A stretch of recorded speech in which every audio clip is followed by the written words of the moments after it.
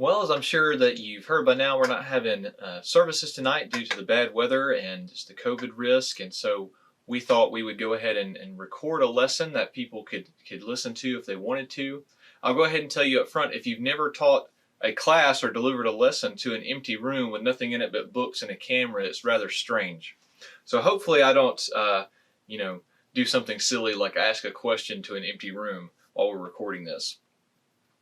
In the class in the Puppets room on Wednesday nights, we've been going over what we call difficult passages. And I term a difficult passage to be one of three things. It can be a passage that's difficult to understand, a passage that's difficult to accept, or a passage that's difficult to reconcile. And what I mean by reconcile is to make a passage fit with the rest of the Bible, or to make a passage fit with what we know about secular history. Today we're going to look a little bit at this concept of difficult to reconcile, and specifically look at passages that are alleged to have contradictions, or as a fancy word would say, factual discrepancies. My source material for this is a few different books. One of them, ironically, is right behind me, which is The Anvil Rings by Eric Lyons. There are 2 volumes. I really recommend reading both of them if this is a topic that interests you. But the real question is, why do we study this? Well, if you're trying to speak with someone who is having doubts about the Bible, or someone who is a Bible skeptic and is attacking your faith or attacking the grounds of your faith, it's good to be able to refute their different arguments. And one of the sets of arguments that people often go to when they're attacking the Bible or Christianity in general are these alleged discrepancies. Now, there are many, many passages that people claim to have discrepancies or contradictions within them. And we don't have time in order to look at all of them. But I did want to look at 5 or 6 today, 3 from the New Testament and 2 or 3 from the Old, that gives us sort of an idea of the different ways in which these passages are attacked, and the different ways we can think about how to refute these attacks. The first question I'm going to ask today is, did Jesus give his sermon on the Mount or his sermon on the plain? If you look at Matthew chapter 5 and verse 1, this begins the passage that we typically call the Sermon on the Mount. It says this: "Now when Jesus saw the crowds, he went up on a mountainside and sat down, and his disciples came to him." So it says that Jesus went up on a mountainside, and then he sat down. But in Luke 6:17, we see something a little bit different. "And he came down with them and stood in the plain in the company of his disciples." So which is it? Did he go up on a mountainside and sit down, or did he come down a mountain and sit in the plain and give his sermon? I will point out before we get into this that the word that is translated as plain here in Luke 6 can also refer to a flat piece of ground, depending on the translation of the Greek word. So our question is, do these 2 passages contradict each other? And the answer is no. There are 2 simple explanations which are both equally valid. The first explanation is that Jesus gave this sermon multiple times. When you consider the importance of the principles that are taught in this sermon, it makes sense that Jesus would repeat it. It'd be impossible for all the people of Judea who were interested in hearing about what Jesus had to teach, or that Jesus was interested in teaching, would be present at one time for this single sermon. So Jesus logically had to repeat some of his message at different times as he taught throughout his earthly ministry in Judea. Thus, Matthew chapter 5 and Luke 6 could be referring to the same sermon that are given in different locations. But the second explanation of this alleged contradiction is even simpler. This flat place, this word that is translated as plain, but can also mean a flat piece of ground, I want you to think about that. Many mountains have a flat place on them. Think about Monte Sano here in Huntsville. It has a flat top, but it also has flat places along the sides. I grew up near Mount Cheehaw in Talladega County, and if you go up on the top of Mount Cheehaw to the highest point, and then you go downhill several hundred yards, you level out again on a flat place that's called Pulpit Rock. And if you think of the imagery of that, that's very similar to what Luke records in Luke chapter 6, that Jesus walked down from the mountain and then stopped in a flat place. He could still be on the mountain and still be in perfect harmony with what is said in Matthew chapter 5 and verse 1, where it says Jesus was on a mountainside. Thus, there is not necessarily a contradiction between 2 passages. One thing to remember as we're going over this subject is that we do not have to provide a definite explanation for an alleged contradiction. A possible explanation suffices in order to prove that 2 passages are not contradicting each other. Another passage from the New Testament that might seem to have a contradiction would be from Luke chapter 14 and verse 26. So we're picking on Luke twice early on in this lesson. And the question is, should we hate our parents or should we love them? In Exodus chapter 20 and verse 12, we read this: "Honor thy father and thy mother, that thy days may be long upon the land which the Lord thy God giveth thee." Paul also says in Ephesians chapter 6 and verse 2, "Honor thy father and mother, which is the first commandment with promise." Both Moses and Paul tell us to honor our parents or give respect to them. However, Jesus tells us something different in Luke chapter 14 and verse 26. "If anyone comes to me and does not hate father and mother, wife and children, brothers and sisters, yes, even their own life, such a person cannot be my disciple." So wait a minute. I have to hate my father and my mother in order to be saved, in order to be a true follower of Jesus? What's going on here? Is this a contradiction? Is this contradicting what Paul says? Well, it could be a contradiction if the word translated as hate has the same meaning or is used in the same way as we use the word hate in the English language today. The Greek word mesio can be translated as hate. Hate meaning loathe or abhorring, or just absolutely despise someone else or despise something. However, this word mesio is often translated to mean love less or love less than something else. The Greek scholar E.W. Bullinger said the word misio was used in Luke 14:26 as a form of hyperbole, and that the passage should instead read, "If you do not esteem father and mother less than me." Another Greek scholar, W.V.E. Vine, whose New Testament dictionary we have right over there in the library, stated that misio has an alternative meaning of a relative preference for one thing over another. This same usage of the word hate can be seen in Hebrew as well. Look at Genesis 29 and verse 30. Speaking of Jacob here, it says, "And he went also unto Rachel, and he loved Rachel more than Leah, and served with him yet another 7 years." So Jacob loved Rachel more than Leah. It didn't say that he didn't love Leah, just that he loved Rachel more. But now look at the verse that immediately follows it, verse 31. "And when the Lord saw that Leah was hated, he opened her womb, but Rachel was barren."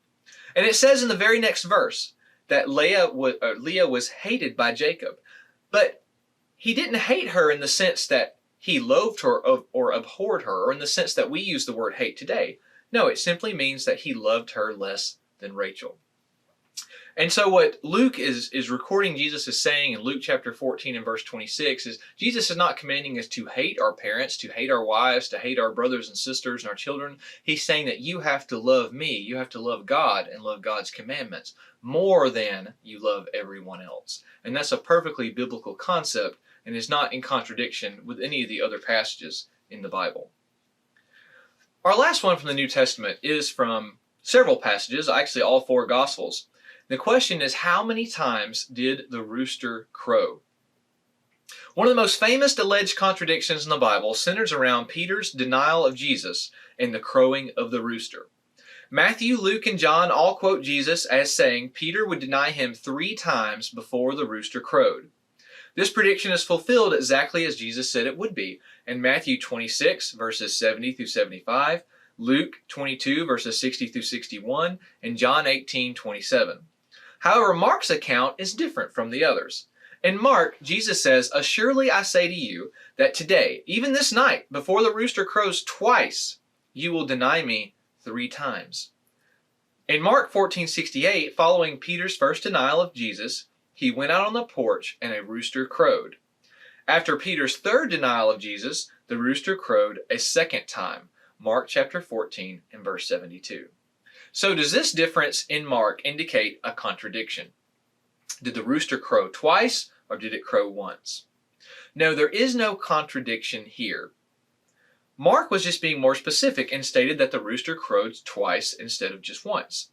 The key point is that after the last time the rooster crowed, the one that Peter heard, he remembered the words of Jesus and realized what he had done.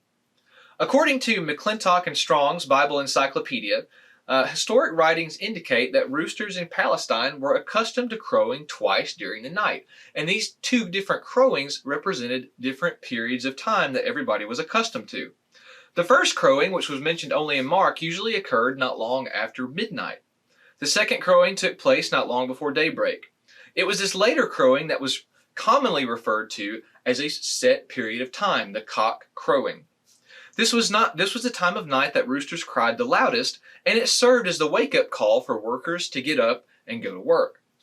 Jesus actually mentioned this main crowing in Mark chapter 13 and verse 35, where he said, "Therefore keep watch, because you do not know when the owner of the house will come back, whether in the evening or at midnight, or when the rooster crows, or at dawn." Notice, dawn is separate from this period of time when the rooster crows, and the other 4 time periods that are mentioned are all set periods of time throughout the day and the night, and the rooster crowing represents a period of time before daybreak but after midnight. So the phrase "the cock crows" really just refers to a certain time in the very early morning, and not when a single particular rooster crowed. Thus, when Jesus told Peter he would deny Christ 3 times before the cock crows, he was really saying he would deny him before dawn of the following day.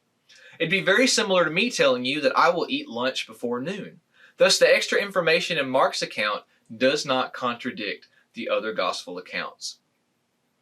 So we've looked at 3 alleged discrepancies from the New Testament. Let's now look at 3, or maybe only 2 if I have time, alleged discrepancies from the Old Testament. And this is one of my favorite ones, because I would have studied the Old Testament my entire life, and I never would have thought about this being something that Bible skeptics would pick on.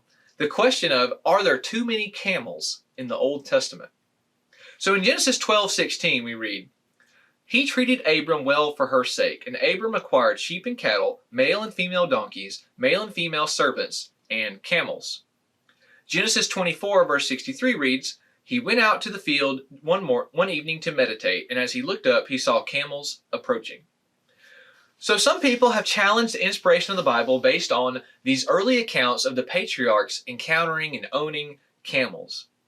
Many archaeologists and secular scholars claim that it would be impossible for the Old Testament to have been written before around 700 BC, because before that time period, camels were not common and were not domesticated in the Middle East. The word camel appears 23 times in 21 verses of the book of Genesis. In Genesis, the Bible declares that camels existed in Egypt during the time of Abraham, and that's Genesis 12. In Palestine in the days of Isaac, that's Genesis 24. In Paddan Aram during the days of Jacob, that's Genesis 30. And they were owned by the Midianites during the time of Joseph. We read that in Genesis chapter 37. However, archaeologists claim that no camels were domesticated during any of those time periods. So in 1899, Cheyenne, an archaeologist, wrote, "The assertion that ancient Egyptians knew of the camel is unfounded."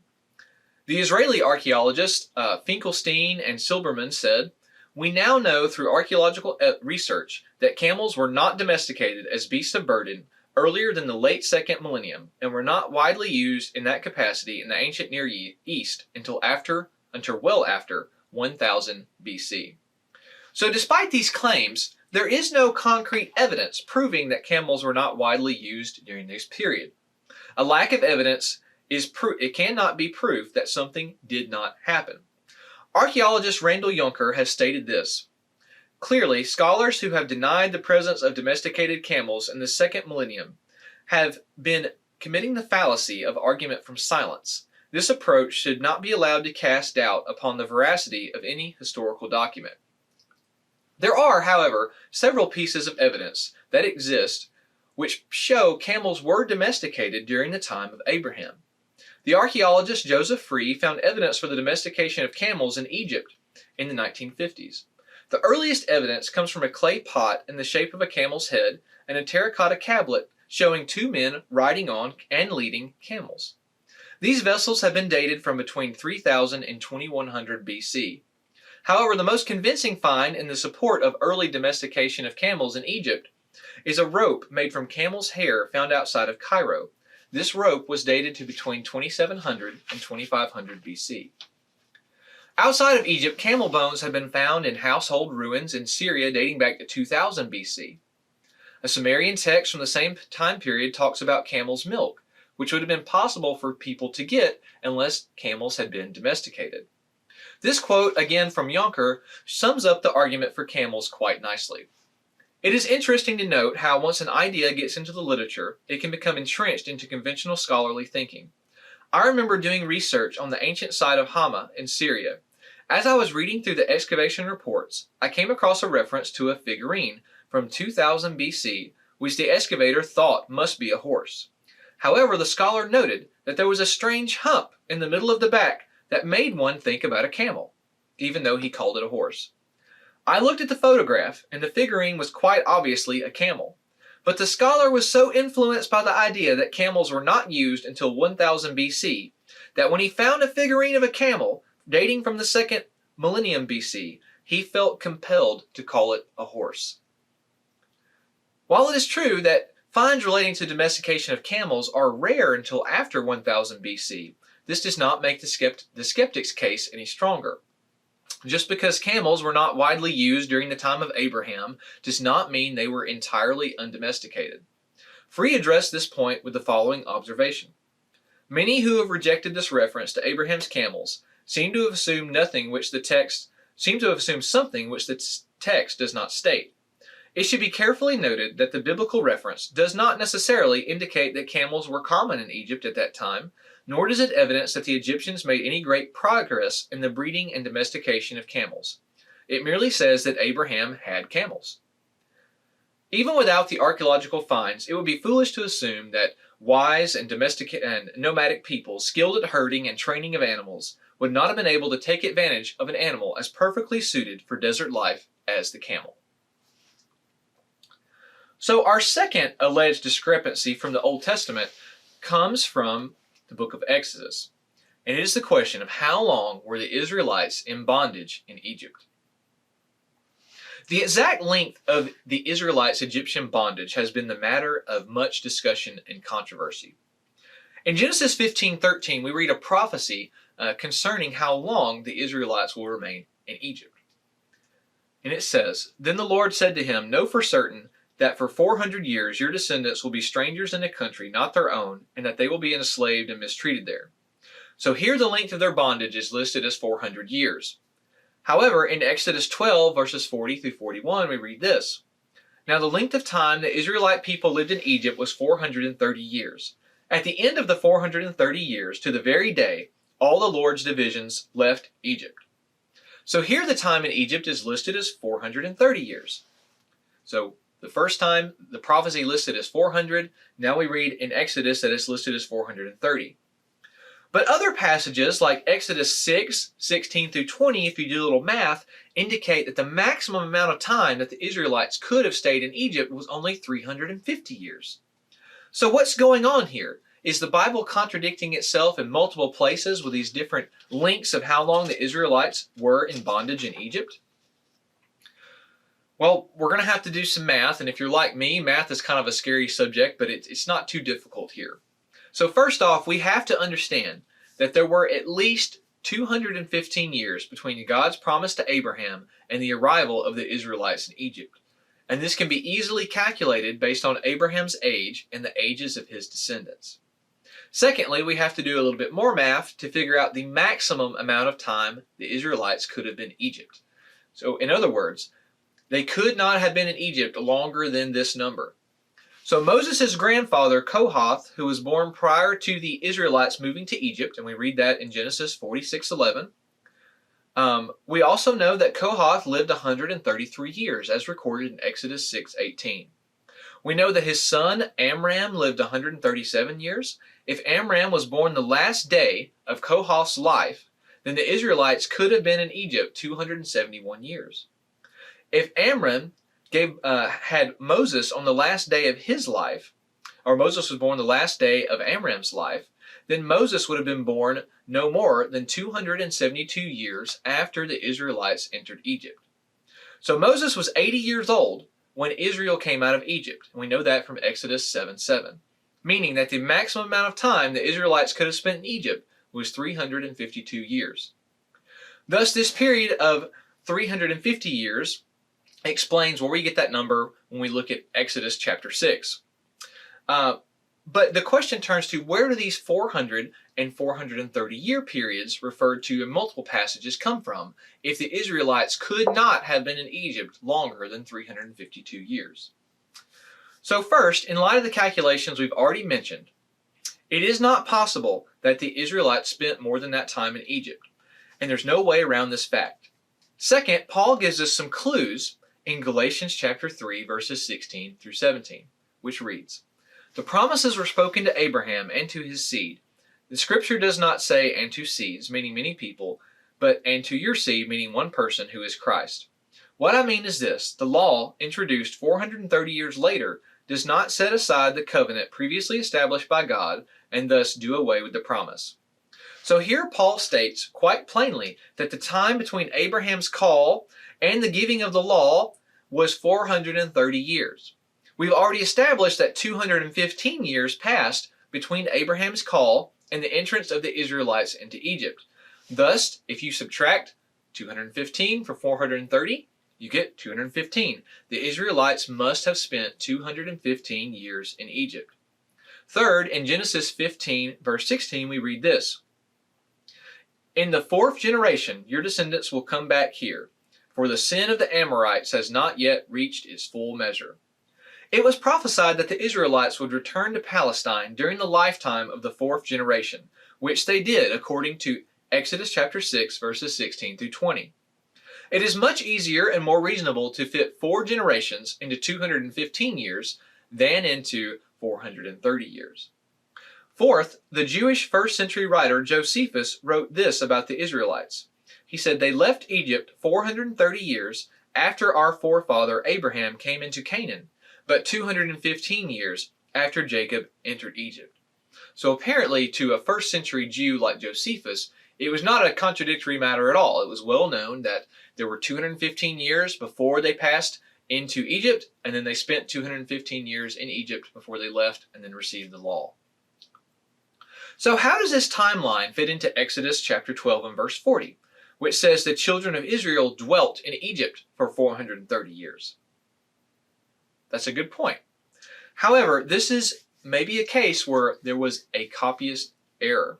So this passage is based on the Masoretic, Masoretic? I'm not good at pronunciation. Hebrew text of the Old Testament. However, in both the Samaritan Pentateuch and in the Septuagint text, this passage reads a little differently. It reads as follows: "Now the sojourning of the children of Israel and their fathers, which they sojourned in the land of Canaan and in the land of Egypt, was 430 years." So all indications are that Exodus chapter 12 verse 40 in our Bibles is the result of a copyist error committed hundreds of years ago. Scholar Adam Clark said this about this error: "The Samaritan Pentateuch, by preserving the 2 passages which are lost in the present copies of the Hebrew text, have rescued this passage from obscurity and from contradiction." So if Paul, Josephus, the Samaritan Pentateuch, and the Septuagint text are correct in stating that the sojourn in Canaan and Egypt was 430 years, then the alleged contradiction with Exodus chapter 12, verse 40 through 41 evaporates, and the 215-year figure for their sojourn in Egypt can be easily accepted and proven based on the text we have. But what about the 400-year period that is mentioned in Genesis 15 and in Acts 7 and verse 6? Let's go ahead and read Acts 7 and verse 6. "God spoke to him in this way: For 400 years your descendants will be strangers in a country not their own, and they will be enslaved and mistreated." So some people believe this 400-year figure represents a rounding off of the 430-year period mentioned in other passages. However, there is evidence that these represent distinct periods. Note in Stephen's speech, as we just read from Acts chapter 7 and verse 6, he specifically states that Abraham's seed would stay in a strange land for 400 years.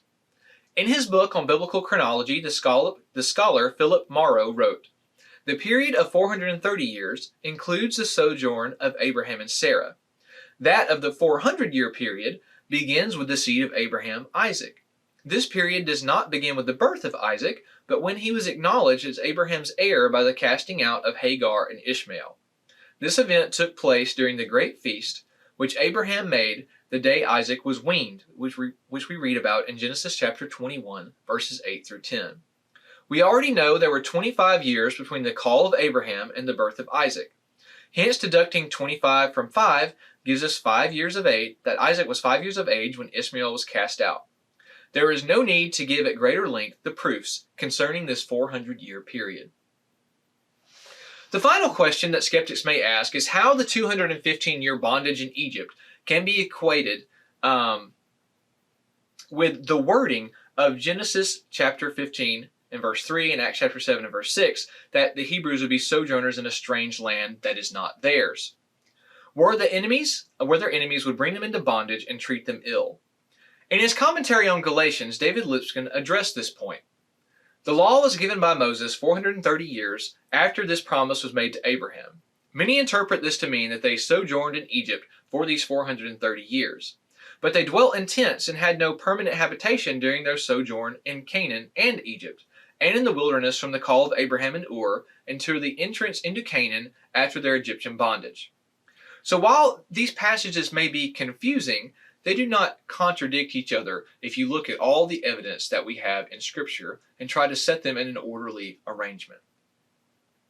We're doing pretty good on time, so I'm going to cover my last topic, which is, did the Israelites defeat the chariots of iron? If we look at Joshua chapter 17 and verse 18, we read this, But the mountain shall be thine, for it is a wood, and thou shalt cut it down, and the outgoings of it shall be thine. For thou shalt drive out the Canaanites, though they have iron chariots, and though they be strong. I'm reading from the King James here. I've been typically reading from the NIV before now. In this passage, Joshua says the Israelites would drive out the Canaanites, even though they had a strong army and they had these chariots of iron. However, that doesn't seem to fit with what we read in Judges chapter 1 and verse 19. And the Lord was with Judah, and he drove out the inhabitants of the mountain, but he could not drive out the inhabitants of the valley because they had chariots of iron. So here we read they were unable to drive out the Canaanites because they had chariots of iron. So what gives? Why did Joshua say they would be able to drive them out, but here we read in Judges that they were unable to drive them out? Well, there are two possible explanations to this discrepancy. The first is that they had the ability to drive out the Canaanites if they remained obedient to God. In Judges 2, verses 1 through 3, we see the Israelites did not remain faithful and so lost God's aid. Beginning in verse 1, And an angel of the Lord came up from Gilgal to Bochim and said, I made you go up out of Egypt, and have brought you unto the land which I swear unto your fathers. And I said, I will never break my covenant with you. And you shall not make league with the inhabitants of this land. You shall throw down their altars, but you have not obeyed my voice. Why have you done this? Wherefore I also said, I will not drive them out before you, but they will be as thorns in your sides, and their gods will be a snare unto you. So we can see here that God's promise of aid was conditional. It depended upon the worship and the obedience of the Israelites.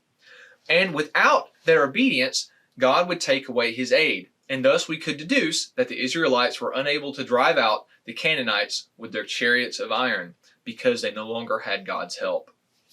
The second possible explanation is that the Israelites perhaps did overcome these chariots of iron for a time, but were unable to hold on to these cities, and they were reconquered by the Canaanites. That is another possible explanation. A third one, and I know I said there would only be two, but I misspoke. There are three possible explanations, is that this promise to overcome the Canaanites only referred to the mountainous areas that the Israelites would go on to call home, and did not refer to the valleys or the plains along the Mediterranean Sea. So note that Joshua said in Joshua 17 that the mountains would be conquered as well as its outgoings. And that word outgoings could be translated as hill country or lowlands. We might think about that as the area around the foot of the mountains. This promise then to conquer the Canaanites and defeat them in battle may not have extended to the valleys and plains at all. And if this interpretation is true, then there is no contradiction whatsoever between the two passages. So I hope this was informative for you. I hope maybe you've thought about some of these alleged contradictions and wonder what are good, simple answers to them. And I hope that I've presented some answers that you could use in debating with people who maybe question the validity of the Bible, they question its inspiration. And maybe it'll pique your interest to go and study some of these passages on your own. Thank you very much, and see you on Sunday.